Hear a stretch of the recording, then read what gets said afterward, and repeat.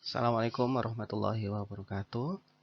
Di sini kita akan mempelajari teori makroekonomi 1, di mana mata kuliah teori makroekonomi 1 ini adalah lanjutan dari mata kuliah yang sudah pernah Anda tempuh, yaitu pengantar makroekonomi. Di sini kita akan ditunjukkan ketika Anda belajar makroekonomi, terutama apa yang sudah Anda pelajari pada pengantar makroekonomi. Di sini akan ditunjukkan apa saja yang sudah Anda pelajari di makroekonomi di situ. Pada gambar ini jelas ketika kita bicara makroekonomi, Anda akan sangat bersinggungan seperti dengan pertumbuhan ekonomi, kemudian kebijakan, krisis, kemudian inflasi, kemudian pembuatan kebijakan pemerintah baik sifatnya moneter atau fiskal, kemudian ada ketenagakerjaan, teknologi, bahkan di kasus-kasus terkini ketika kita belajar makroekonomi itu akan dikaitkan dengan pandemi COVID, katakanlah apa efeknya ketika COVID ini ada di negara kita, bagaimana dampaknya kepada pengangguran sampai kepada pertumbuhan ekonomi. Nah, sederhananya ketika kita bertanya apa yang sudah atau akan kita pelajari pada makroekonomi, itu setidaknya sudah tergambar atau tercermin pada gambar yang sudah disajikan di depan Anda. Kemudian ketika bicara makroekonomi, jelas kita akan bicara siapa yang punya kekuatan ekonomi di dunia ini. Berdasarkan beberapa pengamat, telah diprediksi bahwa di tahun 2030 nantinya itu ada beberapa negara yang dianggap sebagai kekuatan ekonomi dunia. Yang jelas di sini Cina, Amerika Serikat itu pasti akan menduduki atau saling mengisi di peringkat 1 dan di peringkat 2. Mungkin yang akan terjadi kejutan, beberapa pengamat di sini menyebutkan katakanlah untuk India bahkan Indonesia itu bisa masuk pada kekuatan 5 ekonomi kekuatan dunia pada tahun 2030. Nah, ini bisa menunjukkan bahwa perkembangan negara-negara berkembang dalam meningkatkan atau memacu pertumbuhan ekonomi pada beberapa dekade terakhir ini itu cukup diapresiasi karena pertumbuhannya cukup pesat. Nah, kemudian mungkin yang akan menjadi pertanyaan, bagaimana ketika kita bicara Eropa? Nah, kita ketika akan bicara Eropa, kalau kita melihat dari susunannya dari 1 sampai 5 tidak ada negara Eropa sedikit pun. Nah, negara-negara Eropa itu akan masuk di urutan selanjutnya, yaitu 6, 7, 8 sampai seterusnya itu biasanya akan diisi oleh negara-negara Eropa. Nah, di sini ketika negara-negara Eropa itu terpecah, artinya tidak bersatu dalam katakanlah kawasan ekonomi Eropa. Sebenarnya negara-negara Eropa itu punya kekuatan ekonomi yang lemah. Tapi dengan adanya kekuatan kawasan Eropa, di mana negara-negara Eropa itu bersatu, akhirnya ketika kita bicara kekuatan ekonomi dunia, kita akan bicara 3 besar, yaitu yang pertama adalah jelas Amerika Serikat, kemudian yang kedua itu adalah Cina, dan kemudian yang ketiga kita akan bicara kawasan Eropa. Nah, itu untuk saat ini di tahun 2021. Nah, tetapi di tahun 2030 pengamat itu punya sedikit pergeseran kekuatan ekonomi dunia. Yang menjadi apresiasi di sini adalah ketika kita bicara India dan Indonesia. Dua negara berkembang ini bisa masuk ke jajaran top 5 kekuatan ekonomi dunia.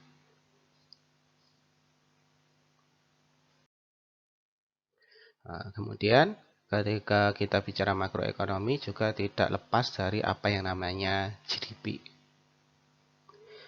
secara keseluruhan kita akan bicara, tadi sudah disebutkan bahwa kekuatan ekonomi dunia saat ini yang memegang adalah Amerika Serikat, Cina, kemudian kawasan Eropa.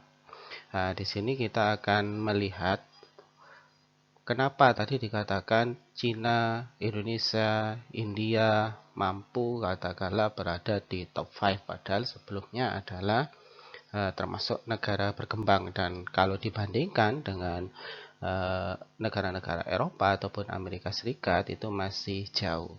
Ya, kalau dilihat dari pertumbuhan ekonomi itu sudah wajar ketika nantinya di tahun 2030 negara-negara berkembang seperti Cina, Indonesia, India itu bisa masuk jajaran perekonomian dengan negara yang memegang tingkat ekonomi paling kuat. Karena kalau dilihat selama tahun 2018, 2019, 2020, kemudian ramalan di tahun 2021 dan 2022, ternyata negara-negara berkembang seperti Cina, Indonesia, India, Turki ini punya tingkat pertumbuhan GDP yang cukup tinggi daripada kalau kita bandingkan dengan Amerika Serikat ataupun dengan negara-negara kawasan Eropa. Pertanyaannya, kenapa di Cina, Indonesia, India itu memiliki tingkat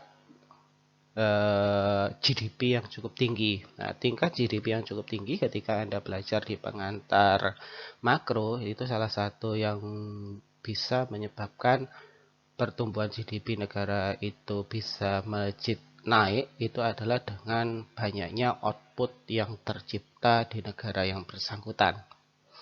Nah, mungkin ketika kita bicara Cina, Turki, Jepang, kemudian Amerika Serikat ataupun kawasan Eropa, kita akan sepaham ketika negara tersebut menciptakan output baik barang atau jasa semakin banyak, tentu saja akan memacu GDP yang cukup tinggi. Ya, tetapi bagaimana dengan Indonesia, India, Turki atau Cina pada awal-awal mereka memiliki pertumbuhan ekonomi yang bagus?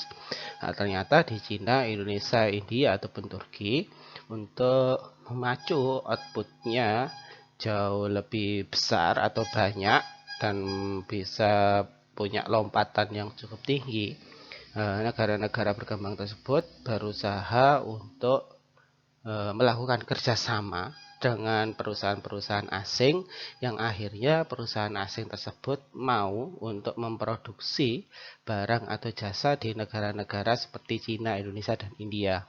Dengan semakin banyak perusahaan asing, kemudian semakin banyak pemerintah bekerja sama dengan perusahaan asing, maka secara otomatis output yang diciptakan di negara yang bersangkutan, katakanlah Cina, Indonesia, ataupun India, itu makin lama juga akan makin banyak. Nah, itu ketika kita lihat pertumbuhan GDP real. Nah, tingkat pertumbuhannya pun ketika kita lihat Cina, Indonesia, India itu cukup tinggi kalau dibandingkan dengan Amerika Serikat ataupun kawasan Eropa. Nah, pada slide ini kita akan bicara terkait dengan krisis global 2008. Nah, sebenarnya sebelum krisis global 2008 ini, pertumbuhan ekonomi global dunia saat itu tercatat cukup tinggi progresnya. Nah, bisa dilihat di situ, dikatakan pada tahun 2000 sampai dengan 2007, pertumbuhan ekonomi baik negara maju ataupun negara berkembang itu cukup tinggi. Nah, baru di tahun 2007 mendekati 2008 itu mulai tercium adanya perlambatan pertumbuhan ekonomi. Nah, apa yang sebenarnya menyebabkan perlambatan ini?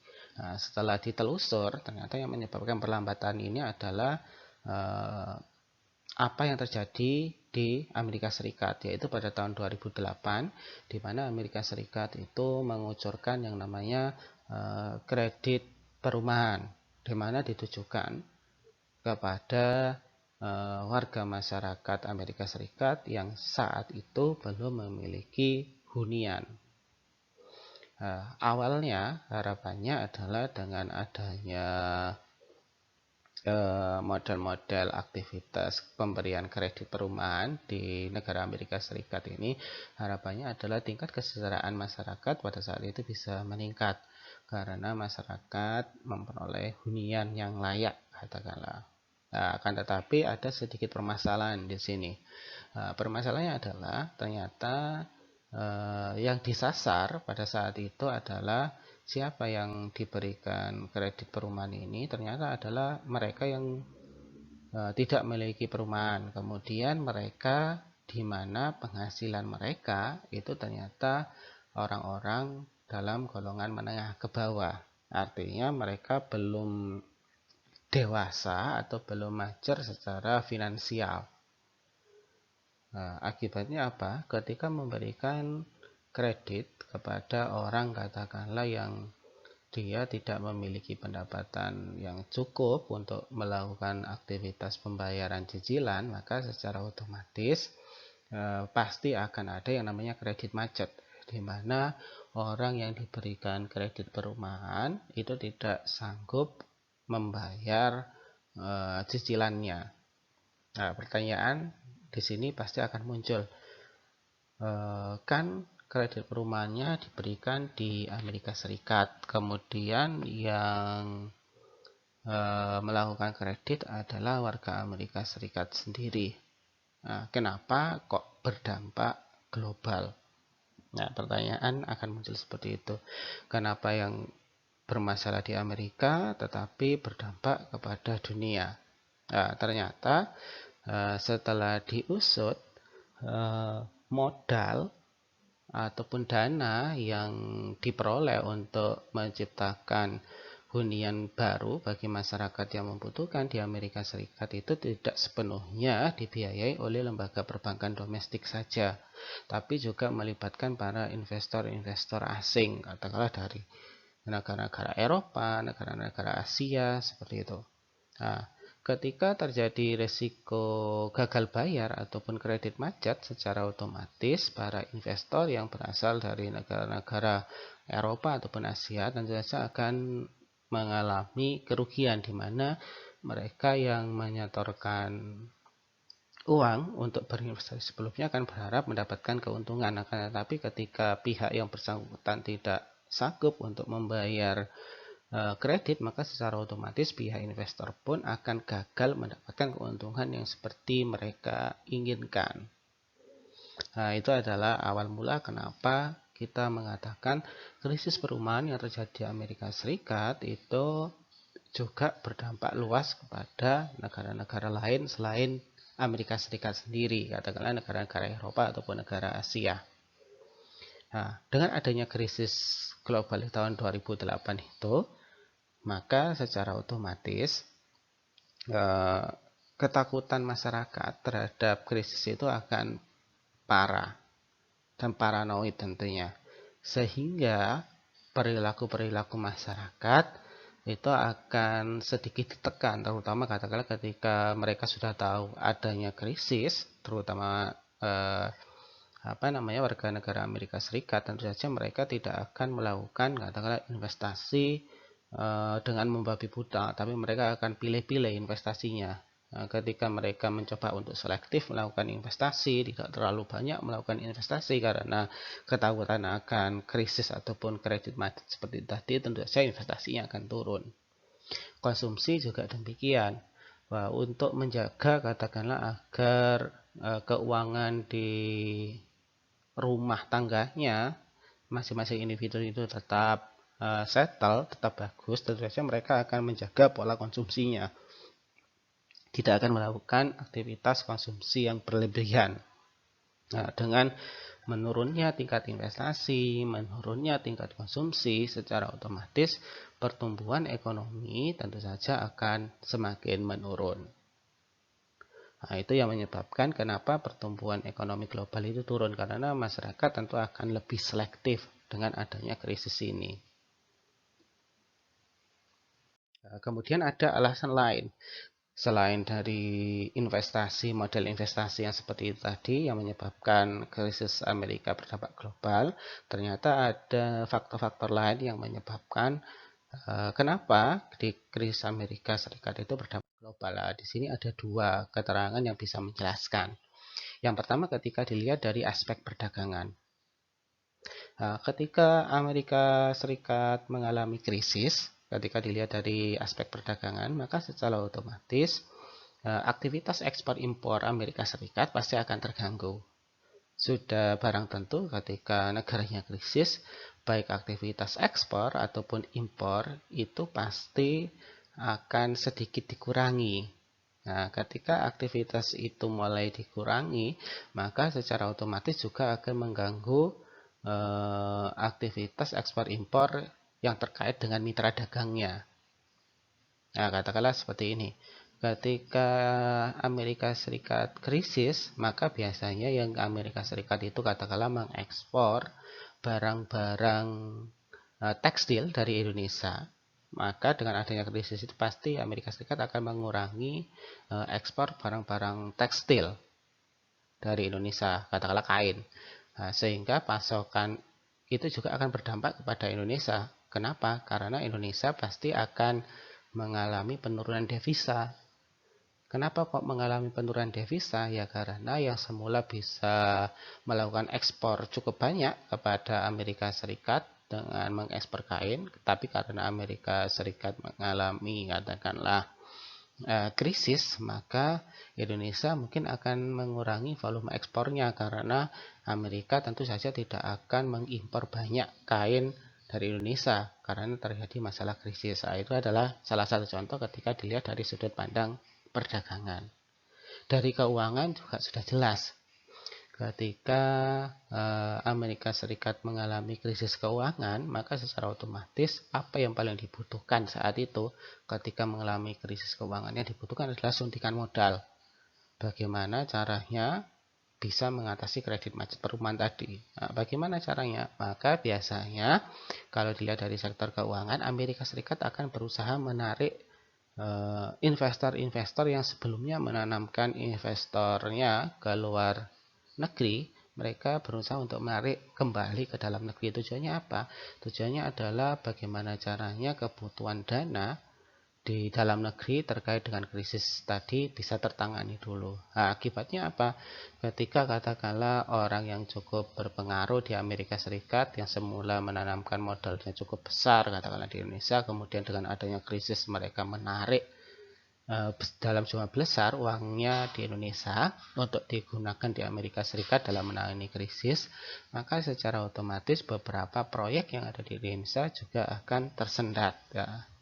Dengan tersendatnya itu secara otomatis kan juga krisis yang ada di Amerika Serikat itu juga akan berdampak kepada negara lain. Nah, sehingga itu yang disebut dengan krisis Amerika itu berdampak global. Jadi setidaknya ada tiga. Yang pertama tadi kita terangkan kenapa bisa global. Yang pertama dari sudut pandang investasi tadi, kemudian yang kedua dari perdagangan, dan yang ketiga adalah dari sudut pandang keuangan. Nah, tentu saja yang paling ditakutkan ya, yang paling ditakutkan dari adanya krisis yaitu tingkat pengangguran yang semakin tinggi. Nah, di sini jelas dikatakan bahwa krisis itu dialami pada tahun 2007 ke 2008. Nah, di situ diperlihatkan bahwa di tahun 2007 sampai 2010 di mana itu memang kasus-kasus krisis yang buruk di Amerika Serikat, di situ tercatat angka penganggurannya cukup tinggi, bahkan meningkat trennya. Nah, akan tetapi setelah Amerika Serikat itu bisa menangani krisisnya, bisa dilihat di situ di tahun 2011 sampai dengan tahun 2019 angka penganggurannya kembali turun. Nah, baru di tahun 2019 sampai 2020 bahkan nanti katakanlah di tahun 2021 angka pengangguran bukan hanya di Amerika tapi di seluruh dunia akan kembali tinggi, bahkan naik cukup tajam. Kenapa? Ya kita semua akan tahu karena salah satu penyebab utamanya adalah dengan adanya krisis pandemi COVID-19. Pada slide ini akan dijelaskan lebih detail terkait kenapa angka pengangguran di Amerika Serikat itu masih tinggi, katakanlah ketika kita bicara krisis global tadi di tahun 2008 sampai dengan 2010, di mana angka pengangguran yang terjadi di Amerika Serikat cukup tinggi. Setidaknya ada 5 permasalahan utama yang menyebabkan pada saat itu angka pengangguran di Amerika Serikat masih tinggi. Yang pertama jelas karena krisis tersebut menyerang bisnis properti perumahan, maka secara otomatis investasi di bidang perumahan itu akan semakin rendah atau masih rendah. Kenapa rendah? Ya karena para investor itu masih takut, di mana yang sebelumnya krisis global ini dialami pertama kali ya karena terjadi kesalahan maintenance di bisnis properti, sehingga pada saat itu sampai saat ini model investasi properti di Amerika Serikat masih sangat rendah. Kemudian yang kedua adalah untuk mencegah kredit macet di Amerika Serikat, tentu saja harus ada batasan-batasan yang ketat terkait peminjaman uang. Nah, di sini pemberian pinjaman bank itu masih ketat, itu sudah jelas.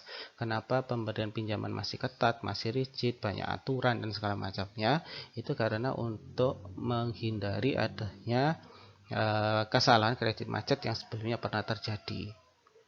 Dengan pembatasan kredit ini, maka secara otomatis aktivitas ekonomi juga akan lambat, karena tidak semua orang yang membutuhkan uang bisa serta-merta mendapatkan fasilitas kecukupan dana.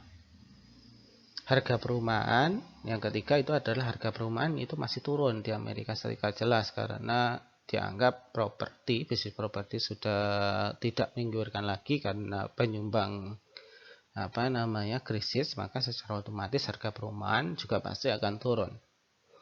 Turunnya konsumsi itu sudah jelas. Ketika suatu negara terjadi krisis, maka secara otomatis pendapatan per kapita negaranya juga pasti akan turun. Dengan menurunnya pendapatan masyarakatnya, maka secara otomatis aktivitas konsumsinya juga akan semakin rendah. Ya, kalau kita analogikan sederhana, katakanlah ketika Anda diberi uang saku, katakanlah 1 bulan 5 juta, itu mungkin Anda akan menghabiskan uang 5 juta itu cukup banyak Anda memberi barang-barang konsumsi. Tetapi ketika di bulan berikutnya yang semula Anda dijatah 5 juta, kemudian uang jajan Anda diturunkan menjadi 2 juta, tentu saja aktivitas konsumsi yang Anda lakukan itu jelas akan berkurang seiring dengan berkurangnya uang saku Anda. Itu juga yang dialami di Amerika Serikat, di mana ketika terjadi krisis, maka GDP-nya akan menurun, pendapatan masyarakat akan menurun, sehingga konsumsi yang terjadi di Amerika saat itu juga pasti akan menurun. Kemudian yang paling terpukul pada saat krisis itu jelas adalah perbankan. Itu sebabnya tadi dikatakan perbankan akan membatasi atau menyeleksi kredit yang diajukan oleh masyarakatnya. Walaupun sudah ada pembatasan atau seleksi yang ketat, ternyata kesehatan perbankan saat itu di Amerika Serikat tidak sepenuhnya pulih, sehingga tentu saja akan sedikit mengganggu aktivitas roda pertumbuhan perekonomian Amerika Serikat. Nah, itu adalah 5 penyebab kenapa angka pengangguran di Amerika Serikat itu cukup tinggi. Nah, kemudian ketika kita bertanya terkait dengan makroekonomi, ketika kita bicara sebuah negara, biasanya makroekonomi itu akan melihat 2. Yang pertama, kita akan melihat kira-kira negara tersebut seberapa besar perannya terhadap perekonomian global. Kemudian yang kedua, kita akan melihat berapa standar hidup ketika kita ingin hidup di negara yang bersangkutan. Nah, itu adalah biasanya pertanyaan mendasar ketika kita mengkaitkan makroekonomi dengan suatu negara. Yang awal tadi kita pasti akan bertanya berapa sih kekuatan ekonomi negara tersebut ketika dibandingkan dengan global. Kemudian yang kedua, berapa standar hidupnya. Nah, pertanyaan pertama yang berkaitan dengan seberapa besar sudut pandang ekonomi negara tersebut itu biasanya dilihat dari tingkat produksi. Ya, jadi kalau kita ingin melihat negara tersebut besar tidaknya dari sudut pandang ekonomi, maka kita akan lihat berapa yang mampu dia hasilkan, yaitu tingkat produksi. Walaupun negaranya kecil, penduduknya kecil, tetapi kalau tingkat produksinya itu cukup baik, maka secara otomatis dilihat dari kekuatan ekonomi maka akan cukup bagus. Nah, kita contohkan Singapura. Singapura itu punya penduduk yang sedikit, kemudian mereka memiliki kekayaan alam yang terbatas, tapi tingkat produksinya cukup tinggi. Jepang juga seperti itu.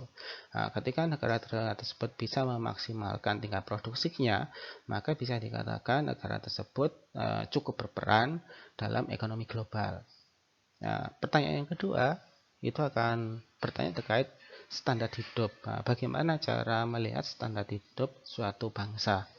Nah, standar hidup suatu bangsa itu bisa dilihat cukup dari output per individunya saja. Katakanlah dilihat dari penghasilannya. Kemudian dikomparkan dengan penghasilan di negara-negara lain. Semakin besar penghasilan masing-masing individu di suatu negara, maka secara otomatis standar hidupnya juga akan semakin tinggi. Tetapi ketika penghasilan suatu individu ketika di-compare dengan negara lainnya itu cukup rendah, maka bisa dikatakan standar hidup negara tersebut itu akan rendah. Selanjutnya, yang menjadi pokok bahasan dari inti dari makroekonomi itu biasanya di makroekonomi itu nanti kita bisa menentukan kesehatan dari suatu negara. Nah, untuk melihat kesehatan suatu negara ketika kita kaitkan dengan makroekonomi sebenarnya cukup 3 untuk mengetahuinya. Yang pertama dilihat dari pertumbuhan outputnya. Makin banyak barang yang dihasilkan, makin banyak jasa yang dikreasikan di suatu negara, tentu saja bisa dikatakan negara tersebut akan semakin sehat. Kemudian dari tingkat pengangguran. Nah, tingkat pengangguran yang rendah itu mengindikasikan bahwa negara tersebut tingkat kesehatannya cukup tinggi dari sudut pandang tingkat kesehatan ekonomi. Ya, tetapi ketika penganggurannya cukup banyak, maka tingkat kesehatan perekonomian negaranya pasti akan terganggu. Kemudian yang ketiga adalah inflasi. Ya, di mana inflasi itu harus tetap terjaga. Apakah tidak boleh inflasi itu terjadi? Boleh, tapi harus ada kontrolnya. Karena biasanya inflasi itu akan selalu beriringan dengan pertumbuhan ekonomi. Bisa dilihat ketika pertumbuhan ekonomi negaranya itu tumbuh, maka sebenarnya inflasinya juga tumbuh. Nah, tetapi inflasi ini harus tetap dijaga, dikontrol supaya tidak menyulitkan atau malah memperlambat pertumbuhan ekonomi. Jadi secara sederhana, indikator kesehatan perekonomian sebuah negara itu akan bisa dilihat dari 3 aspek. Yang pertama adalah output yang dihasilkan, kemudian dari tingkat penganggurannya, dan yang terakhir adalah tingkat inflasi yang terjadi di suatu negara. Nah, selanjutnya kita akan bicara wilayah Eropa. Kalau tadi kita banyak menyinggung terkait dengan Amerika Serikat, selanjutnya kita akan berpindah ke wilayah Eropa. Ya, ketika kita bicara wilayah Eropa, sebenarnya wilayah Eropa itu adalah wilayah yang rawan konflik dulu. Ya, sebelum dibentuk adanya kawasan Eropa. Ya, sebenarnya kawasan Eropa ini dibentuk alasan utamanya adalah selain untuk meningkatkan aktivitas pertumbuhan ekonomi di masing-masing negara kawasan, juga biasanya untuk meredam konflik yang terjadi. Nah, dengan dibentuknya kawasan Eropa ini, maka secara otomatis ketika kita bicara kawasan Eropa, maka masing-masing orang atau individu yang ada di dalamnya dan barang yang diproduksi di kawasan Eropa tersebut bisa dengan mudah itu bebas berpindah. Ya, artinya katakanlah Anda hidup di Inggris atau Anda hidup di Spanyol, Anda bisa dengan mudahnya ada besok ada di Italia, besok ada di Inggris, atau besok ada di Ukraina dan segala macam ya. Kenapa? Karena di sini diberi kebebasan baik orang ataupun barangnya. Nah, ketika ada kebebasan bergerak atau mobilitas baik orang atau barangnya, tentu saja ini akan mempercepat proses perdagangan internasional yang terjadi. Nah, untuk mengontrol supaya tidak terjadi kekacauan karena cukup banyaknya aktivitas mobilitas antara orang ataupun barang, tentu harus ada keseragaman untuk dapat mengontrol aktivitas yang cukup banyak tersebut. Nah, apa yang digunakan untuk mengontrol oleh negara-negara kawasan Eropa ini? Nah, mereka memperlakukan yang namanya mata uang bersama yang kita sebut dengan euro itu. Ya, dengan adanya mata uang bersama itu akan mempermudah aktivitas transaksi perekonomian yang terjadi di kawasan Eropa. Nah, kok bisa? Nah, katakanlah kita akan bilang ketika Inggris itu kita akan bilang Inggris mata uangnya katakanlah pakai pound sterling. Nah, sedangkan ketika kita bicara Jerman dia pakai Deutschmark.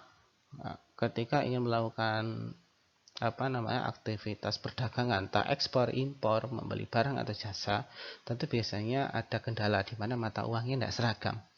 Nah, ketika mata uangnya tidak seragam, itu jelas akan membuang-buang waktu atau memperlama proses transaksinya karena harus menukarkan mata uangnya dulu.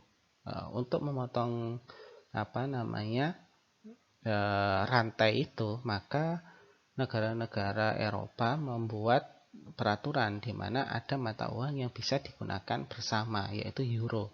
Jadi mau Anda ke Italia, mau Anda ke Inggris, mau Anda ke Spanyol, mau Anda ke Belanda, katakanlah Anda bisa menggunakan mata uang yang sama, yaitu euro. Dengan menggunakan mata uang yang sama, secara otomatis pasar Eropa akan semakin jauh lebih hidup, transaksinya akan semakin lebih mudah, sehingga nantinya mampu meningkatkan pertumbuhan ekonomi di kawasan Eropa.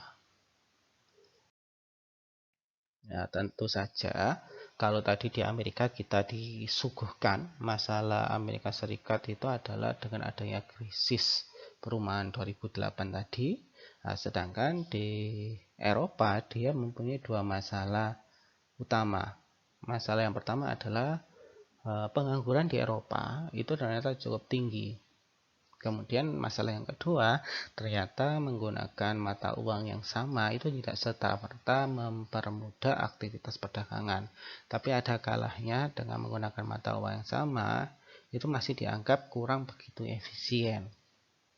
Nah, kita akan melihat penjelasan selanjutnya. Nah, ini yang dikatakan pengangguran di Eropa, di kawasan Eropa itu cukup tinggi. Nah, jika dibandingkan dengan negara Amerika Serikat atau negara-negara di dunia lainnya, pengangguran di kawasan Eropa itu cukup tinggi. Nah, tadi dikatakan dampak dari krisis di Amerika Serikat itu juga berdampak kepada Eropa. Nah, kita bisa lihat di tahun 2008 sampai dengan tahun 2013 tadi dikatakan pengangguran di Amerika Serikat itu juga tinggi. Eropa juga sama. Di tahun yang sama, pengangguran di wilayah Eropa juga mengalami kenaikan. Bahkan kenaikannya jauh lebih besar daripada kenaikan yang ada di Amerika Serikat. Nah, setelah tahun 2013, 2014, 2015 kembali turun. Kemudian di tahun 2019 sampai 2020 sama seperti negara-negara lainnya. Untuk wilayah Eropa juga mengalami pengangguran yang tinggi karena adanya pandemi tadi. Apa yang menyebabkan tingginya pengangguran di Eropa? Ternyata yang menyebabkan tingginya pengangguran di Eropa itu ada dua. Yang pertama adalah ketika kita bicara suku bunga. Ternyata suku bunga yang diterapkan di Eropa itu cukup tinggi. Nah, sehingga ketika suku bunga yang diterapkan di Eropa cukup tinggi, itu akan berdampak pada permintaan yang nantinya rendah. Kenapa? Ketika suku bunga tinggi, maka harga-harga barang tentu saja akan semakin tinggi nantinya. Nah, ketika harga barang semakin tinggi, orang akan memiliki kecenderungan untuk melakukan tingkat konsumsi itu semakin rendah. Ketika output yang diminta oleh konsumen itu semakin rendah, artinya barang yang dibutuhkan itu makin lama akan makin berkurang. Nah, ketika barang yang dibutuhkan makin lama makin berkurang, maka perusahaan juga tidak perlu membutuhkan tenaga kerja yang semakin banyak. Nah, ketika tenaga kerja yang dibutuhkan tidak terlalu banyak karena output yang dihasilkan itu tidak harus banyak, maka secara otomatis angka pengangguran yang terjadi di kawasan Eropa juga akan semakin tinggi. Itu alasan pertama. Kemudian alasan kedua, ketika kita bicara perlindungan tenaga kerja di Eropa, perlindungan tenaga kerja di Eropa itu cukup bagus bagi yang melakukan atau bagi yang sudah memiliki pekerjaan. Bagi orang yang memiliki pekerjaan, di mana perlindungan tenaga kerja di Eropa cukup bagus. Cukup bagusnya apa? Seperti katakanlah mereka memiliki gaji berkala yang cukup tinggi. Nah, dengan gaji berkala yang cukup tinggi, itu sebenarnya menguntungkan bagi para pekerja, tapi agak sedikit merugikan bagi para pengangguran. Kenapa? Karena dengan bertambahnya gaji yang harus dibayarkan kepada para pekerja Eropa, maka secara otomatis perusahaan juga harus mengeluarkan eh, uang yang cukup besar untuk membayar para karyawan yang bekerja di perusahaannya. Yang dimana katakanlah selama beberapa dekade tentu ada peningkatan gaji. Nah, dengan peningkatan gaji yang cukup besar, maka secara otomatis perusahaan juga akan sedikit kesulitan untuk merekrutmen tenaga kerja baru. Dikarenakan tadi spend uang yang harus dikeluarkan untuk membayar gaji tetapnya saja sudah besar, apalagi dia harus ditambah dengan merekrut karyawan baru. Maka secara otomatis pengangguran juga akan semakin tinggi karena tidak dengan mudah terserap di berbagai perusahaan yang ada di Eropa. Nah, selanjutnya di sini kita akan bahas Tiongkok atau Cina, ya. Nah, yang menjadi kejutan di sini adalah Cina adalah negara dari Asia yang dianggap mampu menyaingi negara-negara maju yang ada di Eropa ataupun di Amerika. Ya, apa yang menyebabkan Cina itu bisa menjadi kekuatan baru di perekonomian dunia? Setidaknya ada tiga. Ya, ada tiga yang menyebabkan kenapa Cina bisa mampu bersaing di dunia internasional dan bahkan saingannya bisa kita katakan negara-negara adidaya seperti Amerika Serikat. Ya, ada tiga. Yang pertama adalah alasannya ternyata kemajuan teknologi di Cina itu cukup pesat. Nah, dengan majunya teknologi yang ada di Cina, maka secara otomatis mampu meningkatkan pertumbuhan ekonomi juga bergerak cukup pesat. Perlu kita pelajari bersama atau kita flashback sebentar ketika kita berbicara faktor-faktor produksi yang pernah Anda belajar di mikroekonomi. Sebenarnya kan ketika kita bicara faktor-faktor produksi ada 4, di mana ada tenaga kerja, di situ ada sumber daya alam, kemudian ada modal dan ada teknologi. Nah, Cina itu adalah salah satu negara yang dia punya keempat-empatnya, sehingga bisa sangat dimungkinkan, ya, bisa sangat dimungkinkan Cina mampu bersaing dengan negara-negara adidaya di dunia. Katakanlah ketika kita bicara sumber daya manusia, Cina punya sumber daya manusia yang cukup banyak.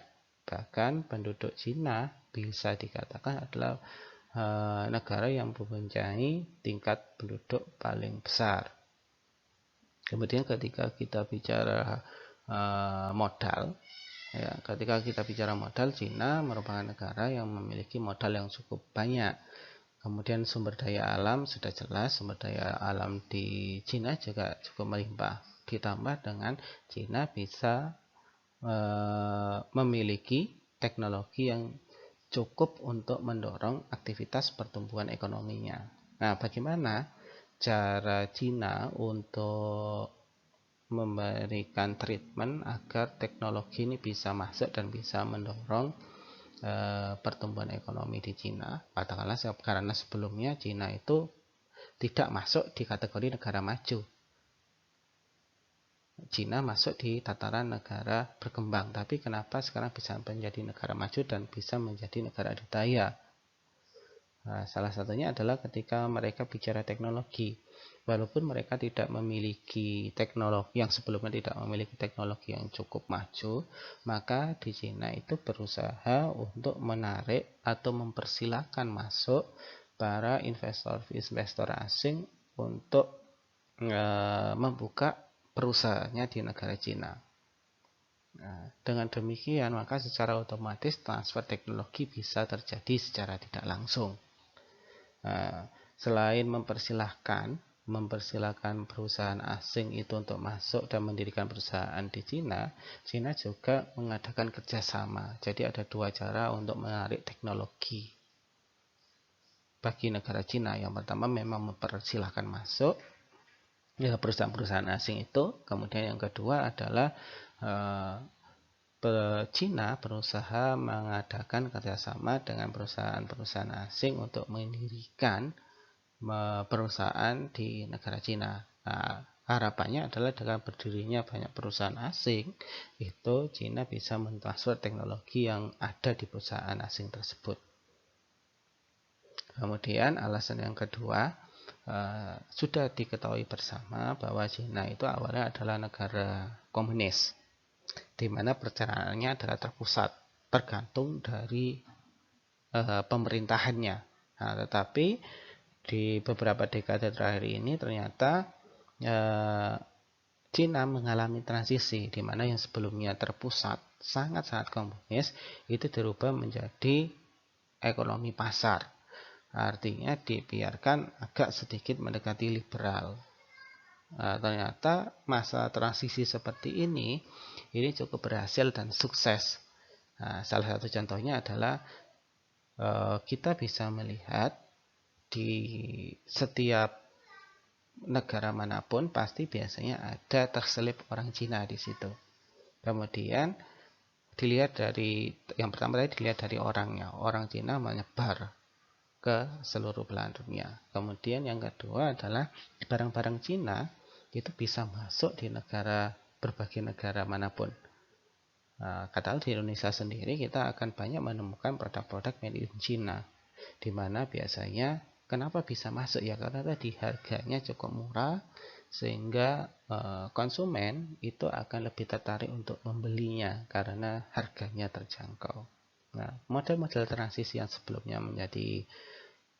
sebelumnya komunis menjadi lebih terbuka atau liberal itu juga mendukung kenapa Cina bisa masuk dalam tataran kekuatan ekonomi dunia. Nah, kemudian yang terakhir akumulasi modal. Di sini Cina cukup sadar betul bahwa seperti yang dikatakan di awal tadi, untuk meningkatkan pertumbuhan ekonomi suatu negara, agar negara tersebut dilihat seberapa besar kekuatan ekonominya, jelas dilihat seberapa banyak dia bisa menghasilkan barang atau jasa. Nah, untuk menghasilkan barang atau jasa jelas dibutuhkan modal yang cukup tinggi, cukup banyak. Nah, Cina cukup merespon teori-teori itu, sehingga di sini Cina bisa mengumpulkan modal yang cukup banyak, cukup besar. Dengan modal yang cukup banyak atau cukup besar, maka produktivitas dalam menghasilkan barang atau jasa juga akan semakin tinggi, sehingga outputnya meningkat. Tentu saja nanti ketika outputnya meningkat, maka pertumbuhan ekonominya pasti akan terdongkrak naik. Nah, itu adalah 3 alasan utama kenapa Cina bisa masuk pada kekuatan ekonomi dunia.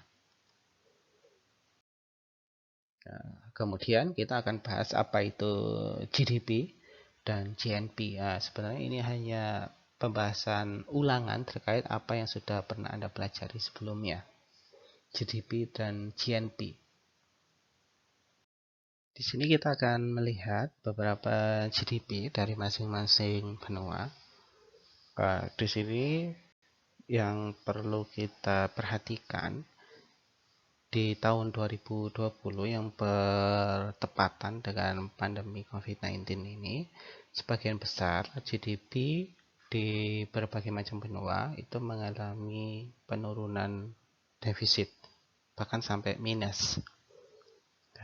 Katakanlah di situ bisa kita lihat mulai dari Eropa, Amerika, sampai Afrika, dan sebagian besar di Asia itu mengalami negatif.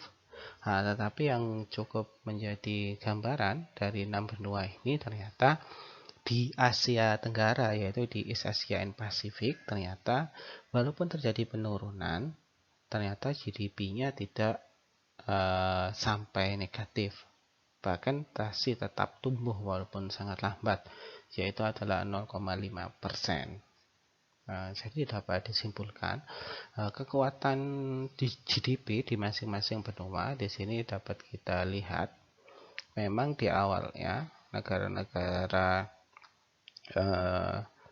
Eropa ataupun Amerika Serikat itu cukup bagus tingkat pertumbuhannya, tapi dengan adanya katakanlah krisis Amerika terkait sama perumahan, kemudian tingkat pengangguran yang cukup tinggi di Eropa itu menyebabkan beberapa tahun GDP mereka itu negatif.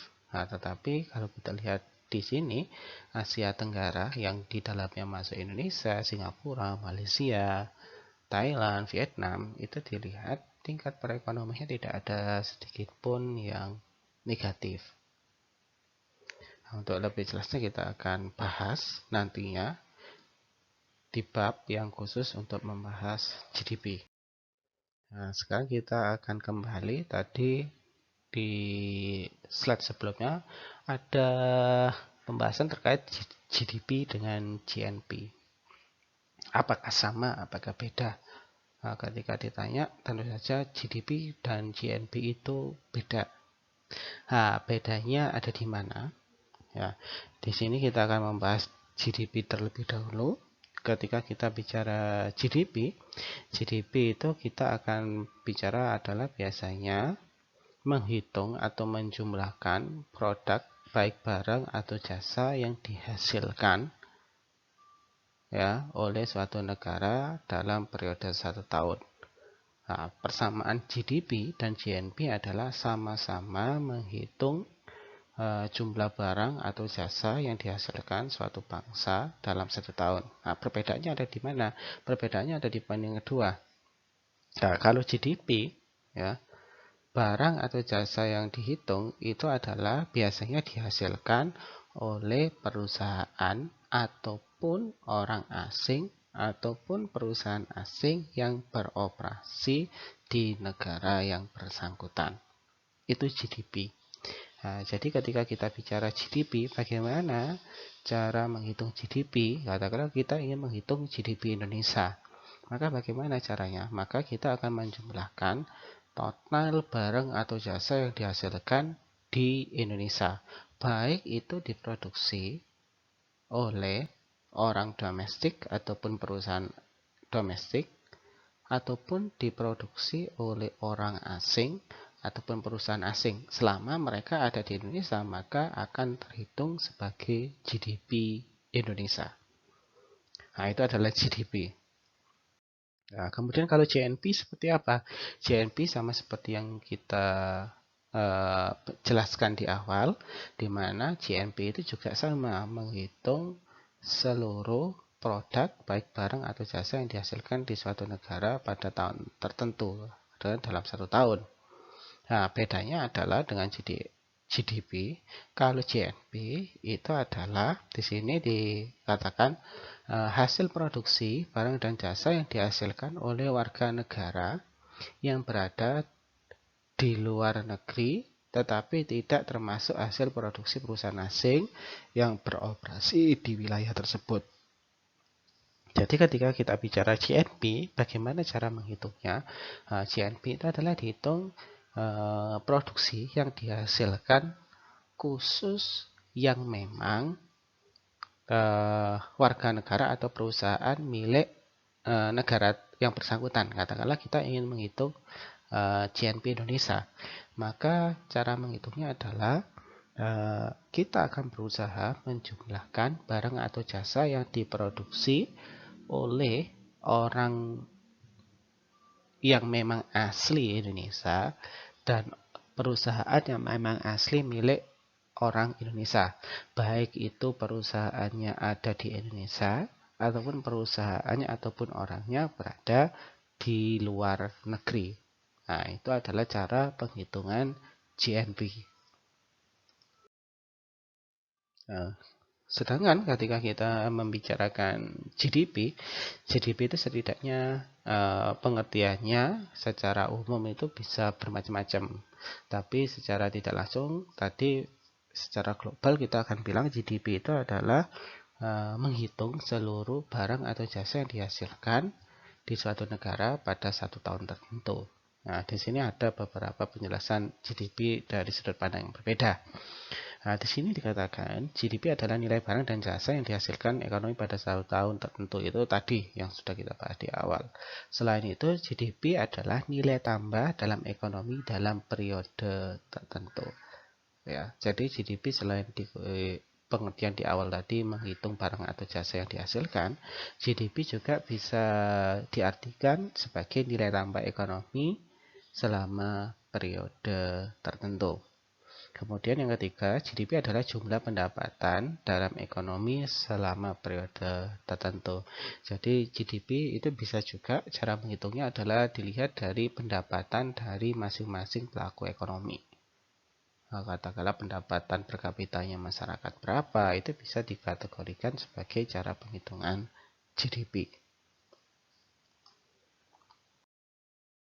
Kemudian GDP itu ada yang disebut dengan GDP nominal dan GDP real. Nah, apa yang membedakan? Nah, ketika kita bicara GDP nominal, ya, GDP nominal itu adalah jumlah kuantitas barang jadi yang diproduksi dikalikan dengan harganya saat ini. Ya, jadi ketika kita bicara GDP yang perlu Anda perhatikan, GDP itu adalah khusus untuk menghitung barang jadi, ya, output yang berupa barang jadi itu yang dihitung. Nah, katakanlah seperti ini. Ada perusahaan besi baja dan ada perusahaan mobil. Nah, ketika perusahaan besi baja dan mobil ini dikumpulkan, mana yang masuk dalam perhitungan GDP? Nah, karena GDP itu adalah konsepnya menghitung barang jadi, maka yang dimasukkan adalah ketika proses menjadi mobilnya itu tadi. Nah, GDP nominal itu akan menghitung berapa barang jadi yang berhasil diciptakan oleh suatu negara, kemudian dikalikan dengan harganya saat ini. Itu adalah GDP nominal. Nah, perhitungan GDP nominal itu biasanya punya kecenderungan harganya semakin meningkat. Ya, punya kecenderungan meningkat dalam beberapa waktu. Ya, jadi ketika Anda ingin menghitung GDP menggunakan GDP nominal, maka nilainya nanti, hasilnya nanti pasti akan meningkat seiring dengan waktu. Alasannya kenapa kok semakin meningkat? Yang pertama, ketika kita bicara produksi, produksi itu tidak mungkin, ya, produksi itu makin lama makin turun atau stagnan. Nah, biasanya produksi itu makin lama semakin banyak. Nah, dengan produksi yang semakin lama semakin banyak, maka secara otomatis GDP yang dihasilkan di suatu negara itu juga pasti akan meningkat. Kemudian harga barang itu biasanya semakin waktu juga pasti akan mengalami kenaikan karena akan dikompar dengan inflasi dan segala macamnya. Sehingga harga barang itu jika kualitasnya masih tetap sama, spesifikasinya semakin sama, semakin tahun itu nilainya bukan semakin murah, tapi harga jualnya juga akan semakin mahal. Itu adalah alasan kenapa GDP nominal itu ketika dihitung tiap tahunnya makin lama makin naik, karena jumlah barang makin bertambah dan harga barang itu bukan makin menurun tapi makin lama makin naik, karena dipadukan dengan yang namanya inflasi. Nah, sedangkan GDP real, ya, GDP real itu adalah di sini akan menjumlahkan kuantitas barang kemudian dikalikan dengan harga konstan. Artinya harga konstan itu harga yang sudah disepakati bersama, bukan harga yang berlaku saat ini. Katakanlah Anda ingin menghitung mobil menggunakan GDP real. Tahun yang disepakati adalah harga pada saat tahun katakanlah 2018. Maka katakanlah kalau harga mobil di tahun 2020 itu 200 juta, tapi di tahun 2018 itu harganya 250 juta katakanlah, maka yang dihitung adalah Anda punya mobil berapa, bukan dikalikan 200 juta tapi dikalikan di tahun katakanlah 2018, yaitu 250 juta. Itu adalah GDP real. Nah, terus ketika kita bicara makroekonomi, mana yang sering digunakan, GDP nominal atau GDP real? Nah, biasanya ketika kita ingin membandingkan pertumbuhan ekonomi, ya, pertumbuhan ekonomi tahun sekarang ke tahun sebelumnya, maka tolak ukur yang dipakai itu lebih sering kepada GDP real, karena alasannya pengalinya merupakan harga konstan, artinya patokannya sudah rigid. Katakanlah pakai patokan di harga 2018, ya sudah patokannya di tahun 2018, sehingga komparasi perbandingannya itu akan terlihat lebih clear, lebih jelas.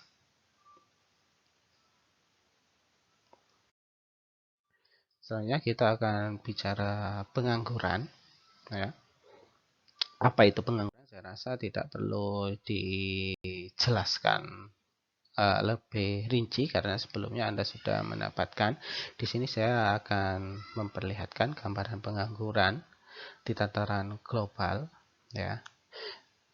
Tadi di awal-awal sempat saya singgung bahwa pengangguran di Eropa itu adalah penyakit yang cukup kronis di masyarakat atau di benua Eropa. Ketika kita lihat di sini, kita bandingkan ada Cina, Eropa, Indonesia, Amerika Serikat, dan dunia. Ternyata benar, Eropa itu menduduki tingkat tertinggi ketika kita bicara pengangguran. Sehingga kita sekarang mungkin bisa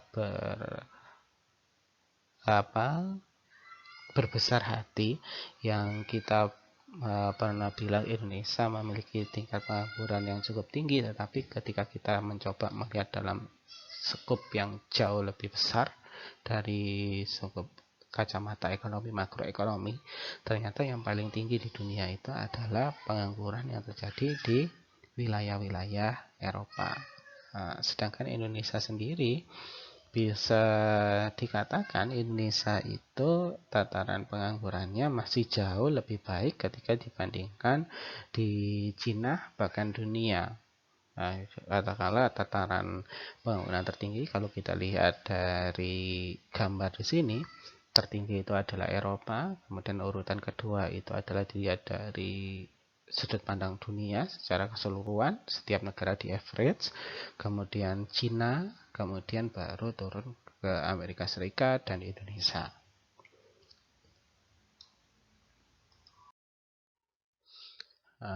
Ketika kita bicara pengangguran, pengangguran itu seperti apa? Nah, di sini kita akan bicara terlebih adanya pengangguran atau tidak menganggur itu semuanya bersumber dari angkatan kerja, ya. Angkatan kerja itu apa? Nah, di situ disebutkan L sama dengan N plus U, di mana angkatan kerja itu sama dengan penjumlahan dari orang yang bekerja ditambah dengan orang yang tidak memiliki pekerjaan. Nah, pertanyaannya sekarang, Anda itu termasuk angkatan kerja atau bukan? Tuh. Nah, di sini dikatakan yang bukan angkatan kerja ya. Jadi orang yang bukan angkatan kerja itu adalah mereka yang tidak memiliki pekerjaan dan tidak sedang mencari pekerjaan. Maka itu disebut dengan bukan angkatan kerja. Bisa jadi di Indonesia, katakanlah di Indonesia kenapa angkatan kerjanya itu kalau dilihat dari pemberitaan dunia itu sedikit, karena di Indonesia banyak yang dalam kategori bukan angkatan kerja, yaitu mereka yang memang tidak bekerja dan tidak sedang mencari pekerjaan. Nah, itu. Kemudian di sini kenapa sih orang tidak bekerja itu perlu dipantau oleh negara, bukannya orang menganggur dan tidak menganggur itu adalah hak personal dari masing-masing individu. Kenapa di sini negara mengatur dan malah terus memantau bagaimana pengangguran yang ada di negaranya. Nah, setidaknya ada dua alasan. Alasan yang pertama adalah pengangguran itu berpengaruh langsung terhadap kesejahteraan para penganggur lainnya. Nah, itu secara jelas di negara-negara maju kita banyak temui bahwa pengangguran itu mendapatkan bantuan sosial dari pemerintah. Semakin banyak angka pengangguran, maka secara otomatis dana bantuan sosial yang dikucurkan oleh pemerintah jumlahnya juga akan cukup semakin banyak. Ketika perlu tambahan dana bantuan sosial selama pertumbuhan ekonominya masih stagnan atau turun, tentu saja bantuan sosial yang nantinya diberikan kepada pengangguran jumlahnya akan semakin sedikit. Sehingga di sini pengangguran harus tetap dipantau. Harapannya adalah pengangguran bagaimana caranya tetap dikurangi, ya. Dengan berkurangnya angka pengangguran, maka kesejahteraan masyarakat nanti juga pastinya akan meningkat. Masalah yang kedua, kenapa pengangguran itu perlu dipantau? Pengangguran itu merupakan tanda bahwa ekonomi mungkin tidak bekerja dengan efisien. Nah, maksudnya tidak bekerja secara efisien itu seperti apa? Nah, kita akan balikkan lagi kepada mikroekonomi, di mana untuk menciptakan barang atau jasa tentu butuh yang namanya modal, butuh tenaga kerja, butuh sumber daya alamnya, dan butuh teknologi. Ketika keempat faktor ini tidak dipergunakan secara efektif, maka secara otomatis output yang dihasilkan juga tidak akan maksimal. Nah, dengan adanya pengangguran itu berarti bisa jadi menunjukkan bahwa sumber daya manusia yang ada di negara yang bersangkutan itu tidak terserap secara efektif dan efisien. Semakin sedikit pengangguran, maka bisa dikatakan penyerapan faktor produksi yang berkaitan dengan tenaga kerja itu bisa terserap secara efektif dan efisien. Tetapi semakin banyak yang menganggur, bisa dikatakan penyerapan faktor-faktor produksi yang terkait dengan sumber daya manusia itu tidak efektif terserap. Itu adalah alasan kenapa pengangguran tetap selalu dipantau. Kemudian kita akan bahas inflasi. Nah, inflasi ini juga merupakan bahasan yang umum dan wajib diketahui oleh semua mahasiswa yang menempuh mata kuliah katakanlah pengantar ekonomi, makroekonomi. Intinya wajib mengetahui apa inflasi. Sederhananya kita akan bicara inflasi itu pasti akan ada lawannya, yaitu deflasi. Kalau inflasi itu berarti harga-harga naik, tapi sifatnya adalah umum, artinya tidak terjadi di satu daerah saja tapi berlaku secara serentak. Sedangkan kalau deflasi itu adalah penurunan harga yang sifatnya juga berlaku umum dan serentak. Umum itu artinya tidak hanya berlaku bagi kita tapi bagi semua orang. Nah, itu. Jadi kalau inflasi itu adalah kenaikan harga berlaku secara umum, sedangkan deflasi adalah penurunan harga yang berlaku secara umum. Nah, pertanyaannya, di sini Anda lebih memilih mana, inflasi atau deflasi? Nah, itu. Inflasi dan deflasi itu tidak bisa di dihilangkan 100%. Inflasi akan tetap ada dan deflasi itu pasti akan tetap ada. Hanya saja mungkin bagaimana cara mengontrolnya agar inflasi ataupun deflasi itu tidak merusak tatanan perekonomian suatu negara. Tingkat inflasi sendiri ketika kita belajar pada pengantar makroekonomi itu bisa diukur melalui dua cara. Yang pertama adalah dengan GDP deflator dan yang kedua adalah dengan indeks harga konsumen. Nah, ketika menghitung menggunakan GDP deflator itu berarti Anda akan membandingkan antara GDP nominal dengan GDP real dikalikan 100%. Nah, kita tadi sudah membahas apa itu GDP nominal dan apa itu GDP real. Nah, kemudian di sini akan ditanya lagi, apa manfaatnya membandingkan GDP nominal dengan GDP real? Nah, ketika Anda berhasil membandingkan GDP nominal dengan GDP real, maka fungsinya adalah untuk menentukan inflasi di suatu negara itu mengalami kenaikan atau penurunan dalam periode tertentu. Nah, jadi inflasi dihitung dengan membandingkan GDP nominal dengan GDP real. Itu ketika menggunakan GDP deflator. Kemudian tingkat inflasi juga bisa dihitung menggunakan IHK, indeks harga konsumen. Nah, bagaimana caranya ketika menggunakan indeks harga konsumen? Ya, jadi nilai IHK ini digunakan untuk menghitung perubahan harga rata-rata terhadap barang dan jasa yang dikonsumsi rumah tangga. Nah, jadi kalau kita pakai model tingkat inflasi menggunakan model IHK, maka kita akan berbicara, maka inflasi itu akan dihitung berdasarkan barang-barang yang biasanya dibeli atau dikonsumsi oleh rumah tangga. Apakah terjadi kenaikan atau penurunan terhadap barang-barang pokok yang dibeli. Kemudian ada pertanyaan, kenapa inflasi itu harus dijaga? Nah, kok gak dibiarkan saja oleh negara? Kenapa harus dikontrol dan segala macamnya?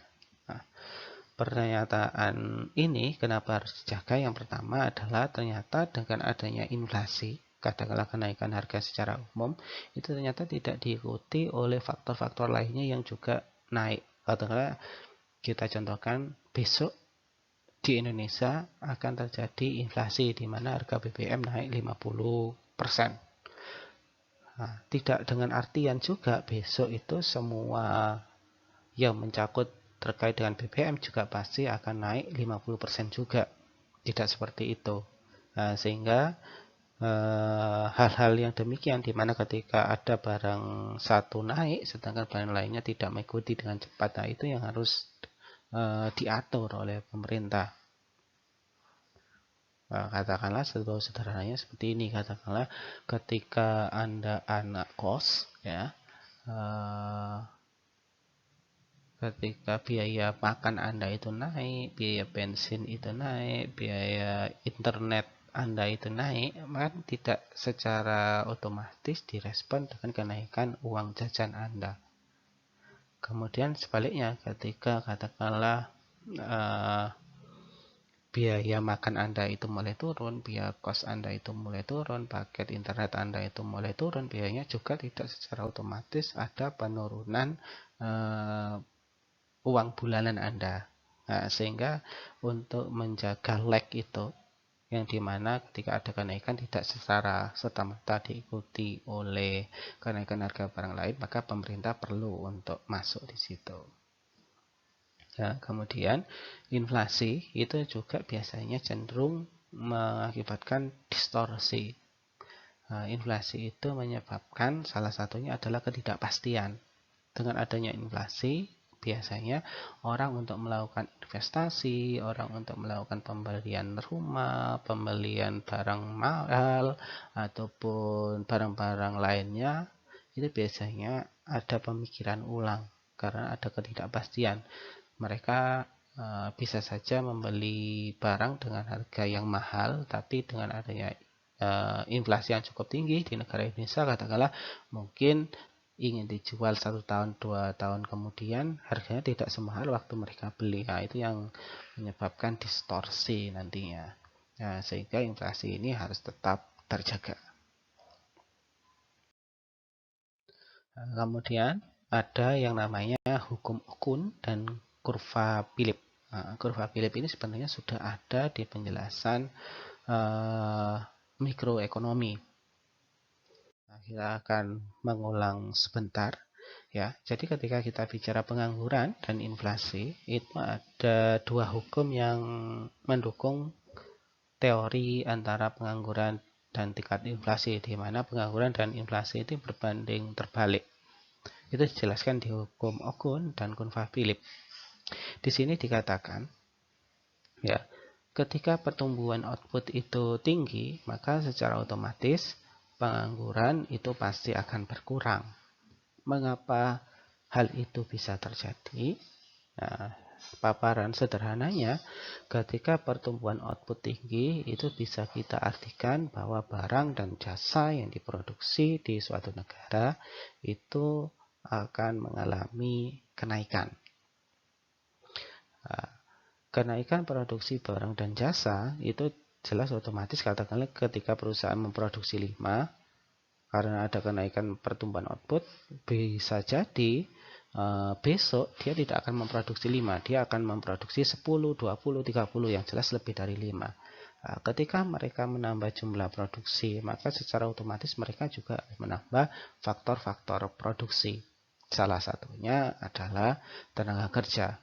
Dengan menambah banyak tenaga kerja, maka secara otomatis pengangguran yang ada itu juga akan semakin berkurang. Kenapa? Karena sebagian besar sudah mulai bekerja.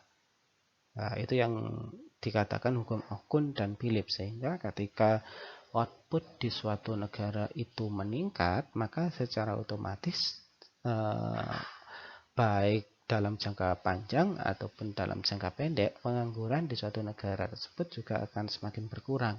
Kenapa? Karena penganggurannya akan mulai bekerja di perusahaan-perusahaan. Semakin perusahaan menambah jumlah barang, mereka butuh banyak bekerja sehingga pengangguran berkurang.